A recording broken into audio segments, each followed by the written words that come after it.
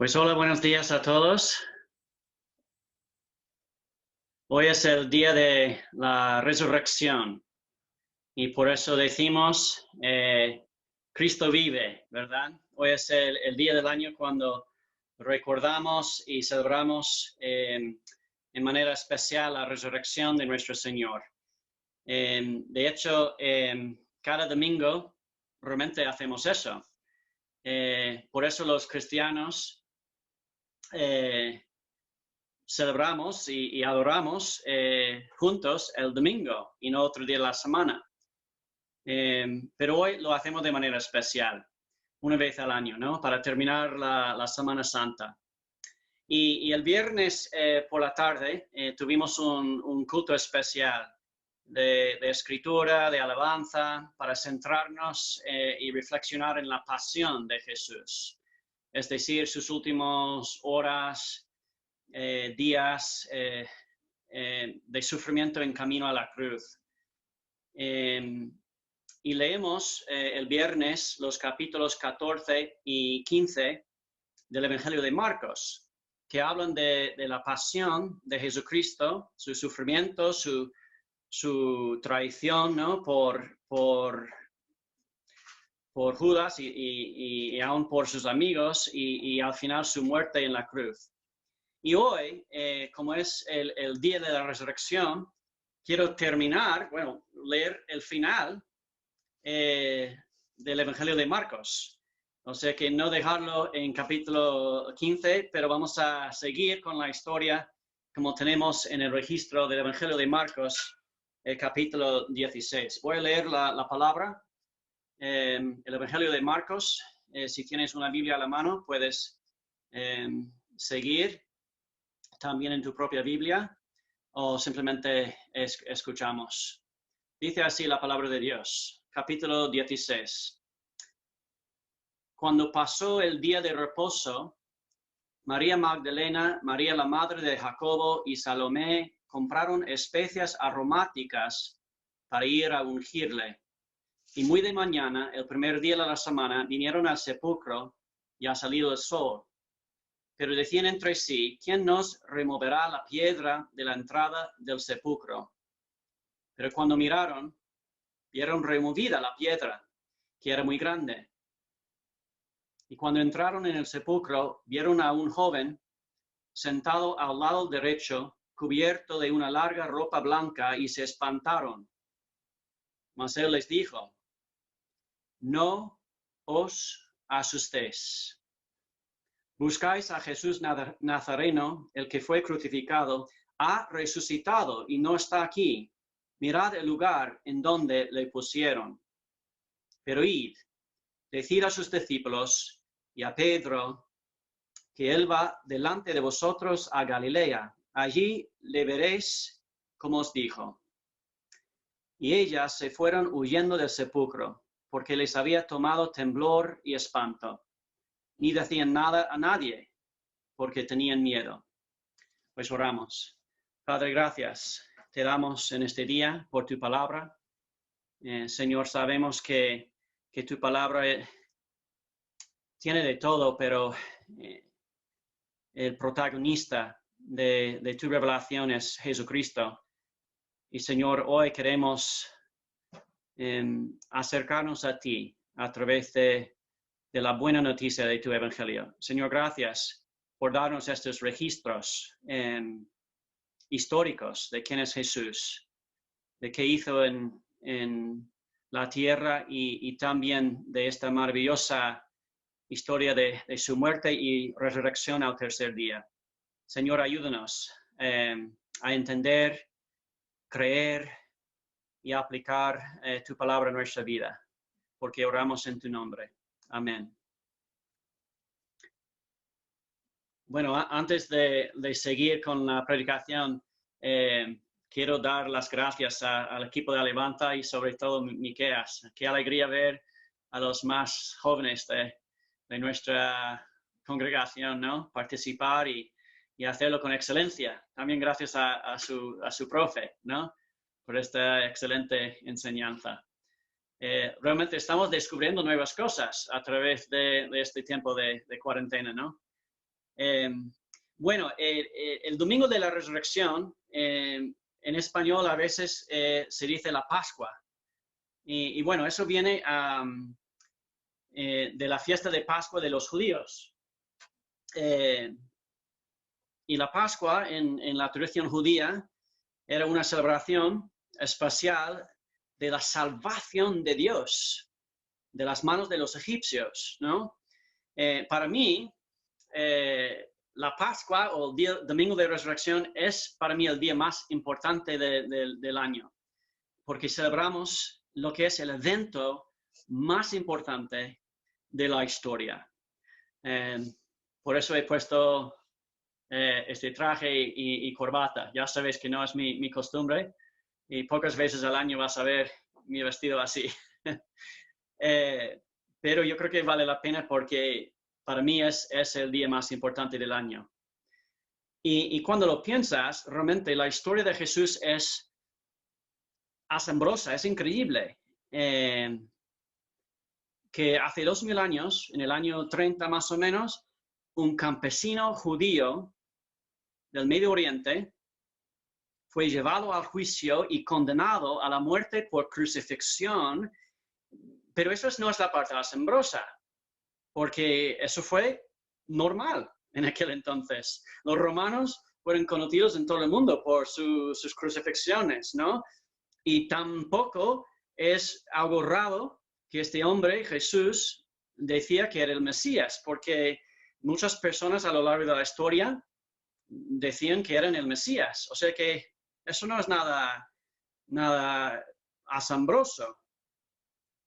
Sin embargo, es increíble que en el día de hoy, más de 2000 millones de personas en este mundo dicen que esta persona, este Jesús, este hombre, digamos, de origen ordinario, un campesino judío, que este hombre, Jesús, cambió el mundo.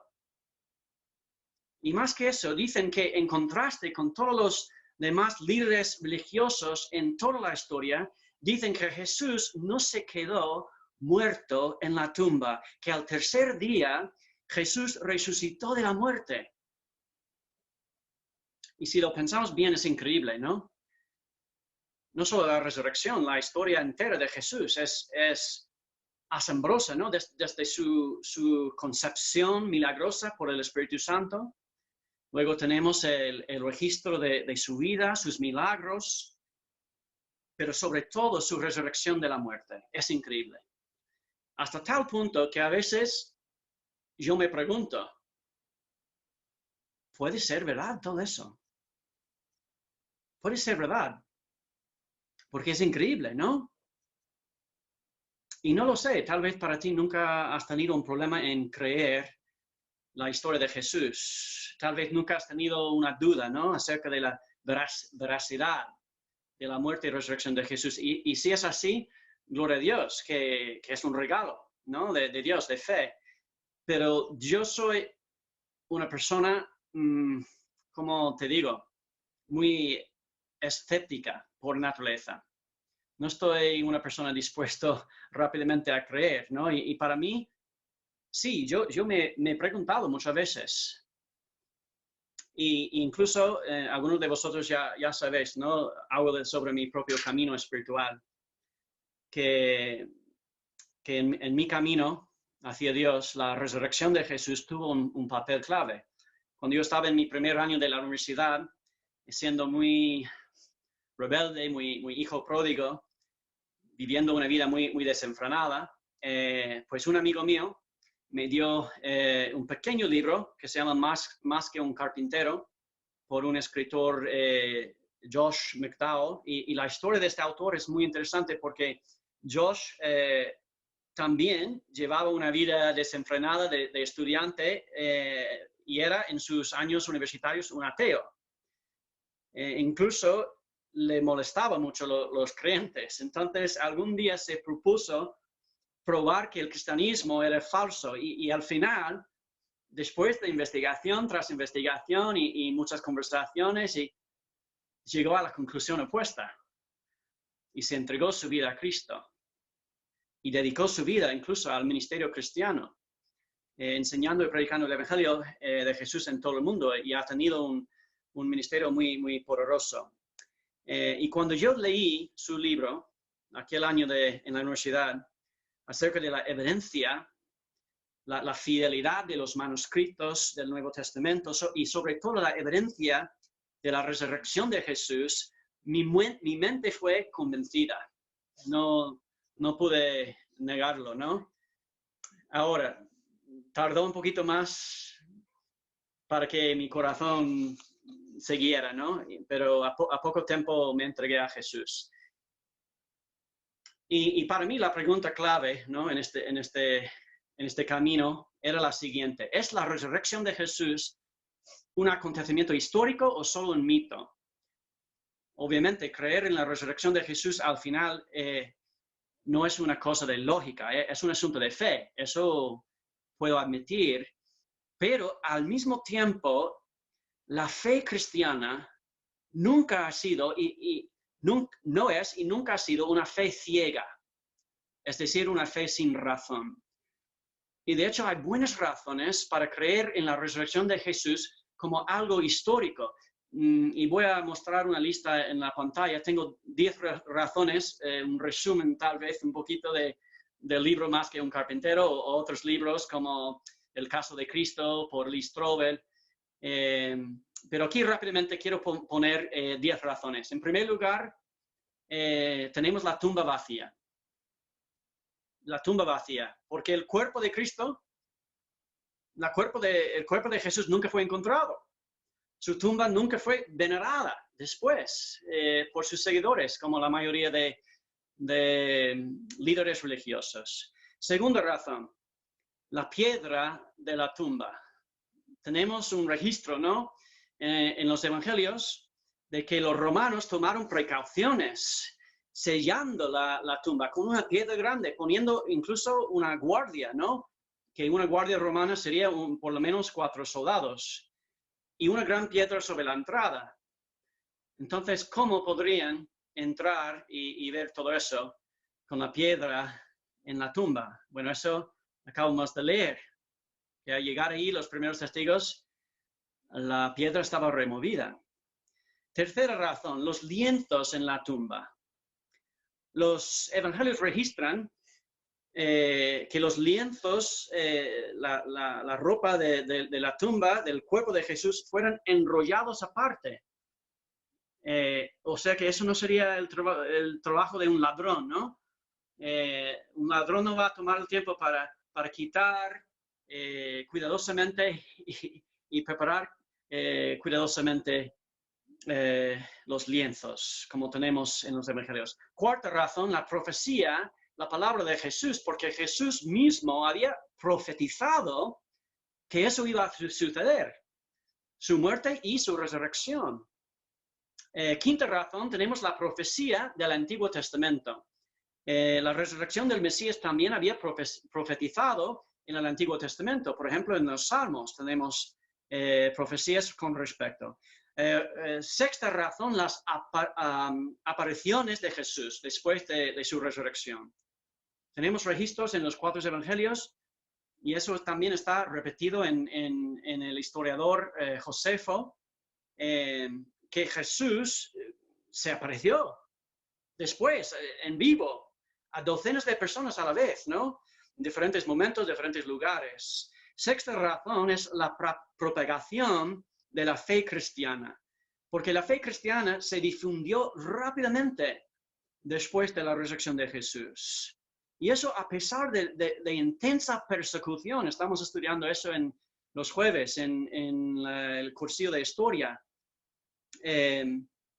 Y octava razón es el cambio de día de adoración. No era nada más central en la fe judía que adorar los sábados. Era el día que sale de los 10 mandamientos. Entonces, ¿cómo es que los primeros creyentes, mayormente judíos, cambiaron y empezaron a adorar los domingos? Porque eso fue el día de la resurrección de Jesús. Novena razón, la transformación de los discípulos. Los discípulos fueron transformados. Vemos eso en todos los relatos, todos los evangelios, fueron, podemos decir, hasta llenos de miedo, cobardes, y se transformaron en hombres y mujeres valientes, dispuestos a salir sin vergüenza, dar testimonio de lo que habían visto. Y décima razón es el martirio también de los discípulos, porque muchos discípulos al final dieron sus vidas jurando que habían visto a Jesús vivo. Bueno, son 10 razones, ¿no? Podríamos incluso confeccionar más razones, pero para mí tal vez las 2 razones son lo más impresionante. Las vidas radicalmente cambiadas de los discípulos. Y eso es lo que quiero comentar con relación con nuestro texto bíblico hoy en Marcos, capítulo 16. Hay una frase clave que para mí funciona como un hilo que une todas las historias de resurrección en todos los 4 evangelios. No sé si sabes cuál frase es. Para mí la frase clave en la experiencia de la Pascua, de la resurrección, y en todo este relato de su muerte y resurrección, la Pascua, es: no tengáis miedo o no os asustéis. La emoción, el estado mental que vemos en todos los relatos del Evangelio que rodean la muerte y resurrección de Jesús es más que nada el miedo. Lo vemos en versículo 3. Lo que acabamos de leer, dice en versículo 3, pero decían entre sí: ¿quién nos removerá la piedra de la entrada del sepulcro? Yo entiendo este versículo como las mujeres hablando entre ellas, llegando ahí, tenían temor de no poder entrar y cumplir, ¿no?, con sus costumbres para cuidar bien el cuerpo de Jesús. Luego mira el versículo 6. Mas el ángel les dijo: no os asustéis. Eso significa que estaban asustadas. O miren versículo 8. Dice: y ellas se fueron huyendo del sepulcro porque les había tomado temblor y espanto.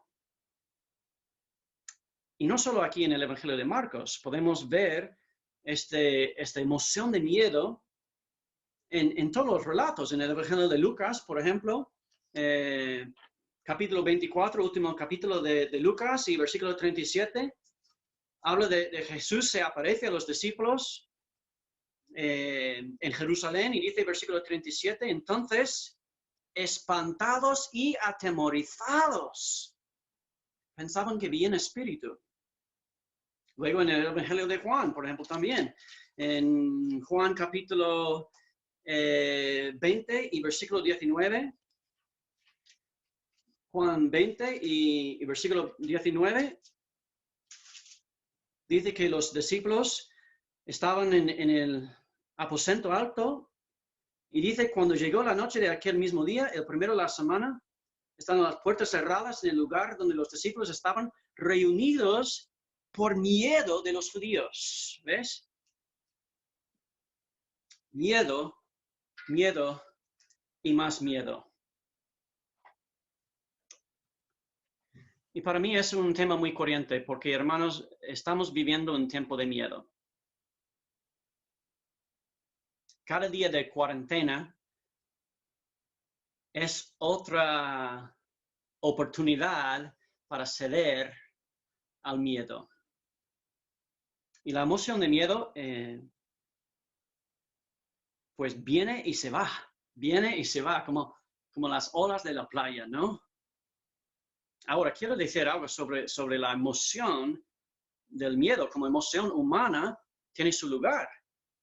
Sirve un papel, ¿no? El miedo es una emoción que nos alerta sobre el peligro. Y como instinto puede servir incluso para protegernos a nosotros mismos o a otra persona de un peligro. Por ejemplo, si tú ves a tu hijo de 2 años corriendo hacia la calle que está llena de tráfico, puede que la emoción del miedo en ese instante y la adrenalina que le provoque te permite reaccionar rápidamente y correr y agarrar a tu hijo antes de que corra frente a un coche. Entonces, el miedo en sí no es siempre malo, puede servir bien incluso. Pero creo que lo que estamos viviendo en estos días muchas veces es otro tipo de miedo. Un miedo que proviene de una incertidumbre sobre el futuro. Una sensación a veces general, sin nombrar, ¿no? Que algo malo va a suceder en nuestra vida o en la vida de alguien que queremos, ¿no?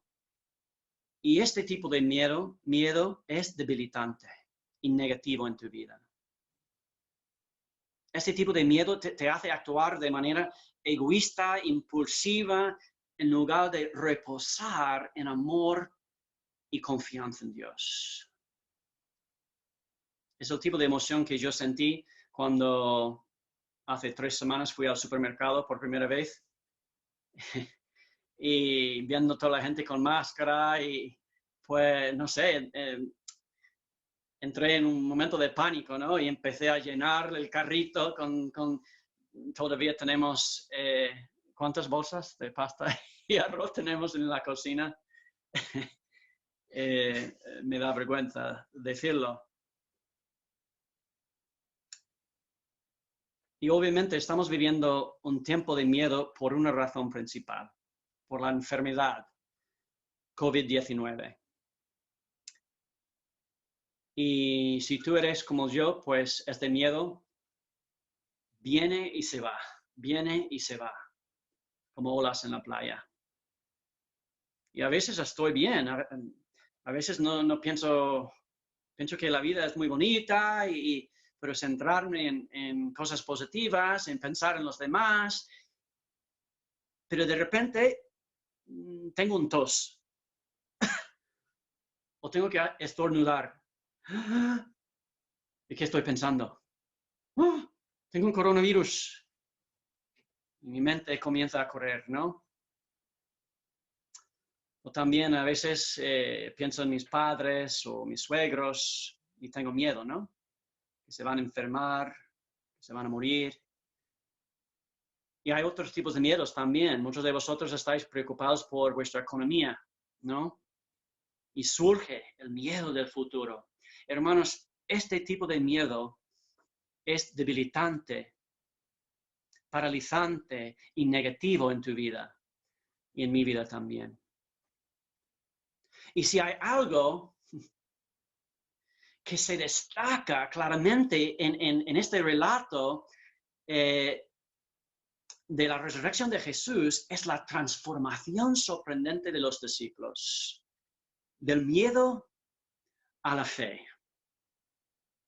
Antes de la resurrección de los apóstoles de Jesús, sus discípulos, ¿qué hicieron? Se escondían detrás de puertas cerradas, acabamos de leerlo.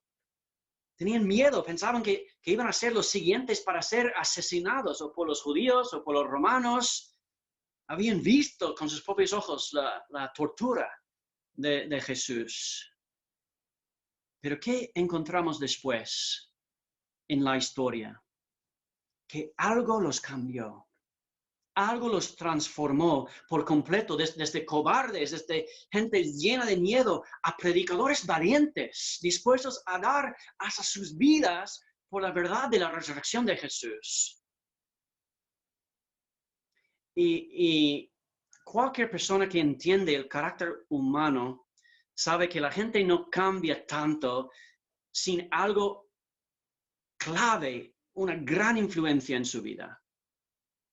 Y esa gran influencia fue una sola cosa, era ver con sus propios ojos Jesús resucitado. Dice la Biblia que Jesús se les apareció varias veces durante los 40 días después de su crucifixión, en el cenáculo, en la orilla del mar Galileo, en el monte de Olivos, varios otros momentos y lugares. Y después de ver a Jesús con sus propios ojos en vivo, vemos otros discípulos.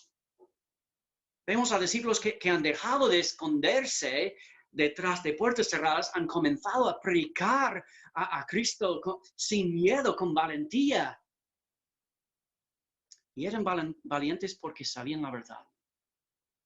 Habían llegado a comprender, creer que Jesús era Dios hecho carne, que Él había levantado de entre los muertos y que había demostrado su poder sobre todo el universo, sobre la muerte incluso. Por cierto, en Marcos capítulo 16 hay un detalle que siempre he encontrado muy curioso. Si tienes una Biblia a la mano, puedes echar un vistazo a versículo 7. Y tenemos las palabras del ángel dando instrucciones a estas mujeres. Y dice el ángel, pero id y decid a sus discípulos y a Pedro. Y a Pedro. ¿Por qué el ángel dijo y a Pedro? ¿Por qué menciona el Evangelio de Marcos un solo nombre? Por cierto, la tradición de la Iglesia nos dice que el Evangelio de Marcos fue escrito por un discípulo llamado Juan Marcos, que era amigo cercano del apóstol Pedro, y no solo eso, pero por muchos años sirvió como su secretario personal, ayudándole a escribir sus cartas. Y para mí eso tiene mucho sentido, porque incluso el Evangelio de Marcos contiene mucho más detalles sobre Pedro que cualquier otro evangelio, y no son todos los detalles bonitos. ¿Te acuerdas que Pedro estaba siempre dispuesto a abrir su boca, ¿no? Y meter la pata, decir tonterías? Pues tenemos más detalles sobre esas cosas en el Evangelio de Marcos. También te acuerdas que después de jurar, ¿no? Delante de Jesús, leímos viernes por la tarde, ¿no? Que iba a ser fiel para siempre, que nunca iba a dejar a Jesús. Dice el Evangelio de Marcos que Pedro negó a Jesús 3 veces. Entonces tenemos esta palabra especial del mensajero de Dios, de este ángel, diciendo ir y decir a sus discípulos, y añade esta frase muy interesante, y a Pedro. Dios da una palabra especial para el discípulo que en el momento clave de Jesús tuvo miedo y negó a su Señor. Hermanos, para mí esta frase, y a Pedro, es prueba de la gracia de Dios. Porque si piensas bien, tú y yo no somos muy distintos que Pedro. Yo también tengo mis momentos de miedo, de duda, momentos por mi comportamiento, por mi falta de fe, negar a Dios, a través de mis palabras incluso. Y a veces me hace preguntar, ¿no? ¿Dios me va a perdonar una vez más? ¿Dios me puede amar? Sin embargo, aquí vemos la gracia de Dios más fuerte que nuestra debilidad. Dios envía un mensaje especial que está registro para todas las generaciones, ir y decir a sus discípulos y a Aarón y a Hannah y a Holly y a Eddie y a Samuel y a Patricia. Pon tu nombre allí. Ir y decir a sus discípulos y a ti. La Biblia dice que el amor perfecto echa fuera el temor. Hermanos, el Evangelio de Jesús tiene el poder de echar fuera todo el temor que tenemos. No porque es un evangelio de ley estricta, del juicio de Dios, no, todo lo contrario, porque es un evangelio de amor. Es el amor que echa fuera el temor. Por amor a nosotros, Jesús se fue a la cruz. Y en la cruz de Calvario demostró que es más fuerte que nuestro mayor enemigo, que es la muerte. Y eso probado, mostrado, sellado en su resurrección. Y solo quiero profundizar un ratito más. ¿Quién es este Pedro? ¿Quién es este Pedro que está mencionado en Marcos capítulo 16 y versículo 7? Pedro era uno de estos discípulos que fue transformado total, desde un hombre lleno de miedo. ¿Te acuerdas que la noche antes de la crucifixión de Jesús, Pedro, tan lleno de temor, negó a Jesús, no una vez, no dos veces, 3 veces, diciendo, yo no conozco a ese hombre. Diciéndolo hasta una muchacha. ¿Sabes lo que el historiador Eusebio registra acerca de la muerte del apóstol Pedro? Dice que al final de su vida, Pedro fue crucificado, un martirio, asesinado en una cruz, igual que Jesús, por su confesión de fe que había visto a Jesús con sus ojos propios. Pero con una diferencia, con cabeza abajo, por orden del emperador romano Nerón, uno de los más malvados que existía. Pero la pregunta es, ¿por qué cabeza abajo? Registra Eusebio que eso fue por petición propia de Pedro. Porque Pedro decía, yo no me siento digno de ser crucificado de la misma manera que mi Señor Jesús.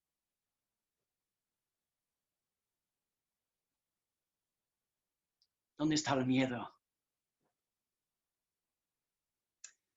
Hermanos, en esta tarde, esta mañana, en este día de resurrección, quiero preguntaros, ¿qué significa la tumba vacía de Jesús en tu vida?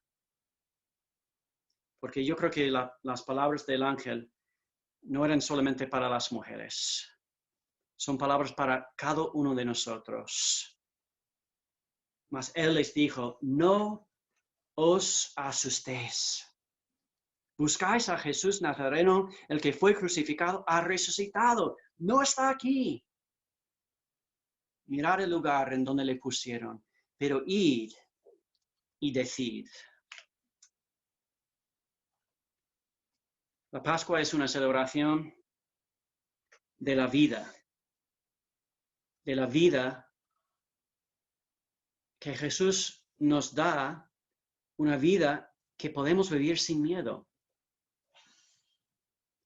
La Pascua es creer que en el análisis final la vida no es tragedia, que no estamos destinados a escondernos detrás de puertas cerradas, paralizados por el miedo. La resurrección de Jesús proclama que en el centro del universo es un Dios bueno que se preocupa por ti.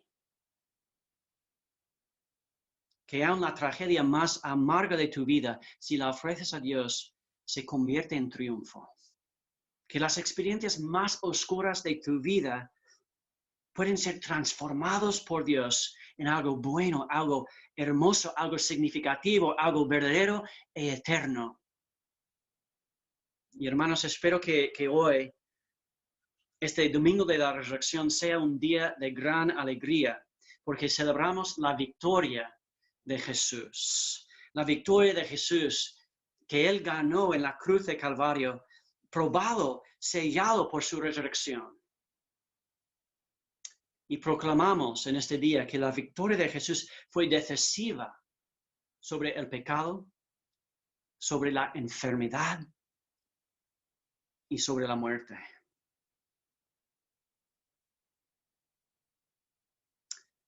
Las batallas van a continuar. No estoy promulgando un evangelio de la prosperidad y sanidad y riqueza, no. Las batallas van a seguir. Porque el reino de Dios está, pero todavía no. Pero lo que vemos en la resurrección de Jesús es que la batalla decisiva de la guerra ya está ganada. Y por eso podemos echar fuera todo temor. Podemos ser valientes siguiendo a nuestro Señor Jesús. Podemos confiar que el Evangelio es buena noticia para ti y para mí. Cristo vive.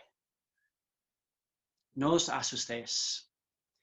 Gracias, Padre, por tus promesas que son sí y sí en Cristo Jesús.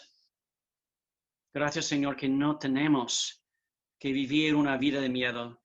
Y sabemos, Señor, que en este momento de pandemia es tan fácil caernos en vivir vidas de miedo. Señor, queremos seguir los pasitos de tus discípulos y ser valientes, estar menos autocentrados, Señor, y centrarnos más en los demás, en las necesidades de nuestro prójimo, Señor, en proclamar sin miedo las buenas noticias de tu Evangelio. Señor, ayúdanos hoy y mañana también.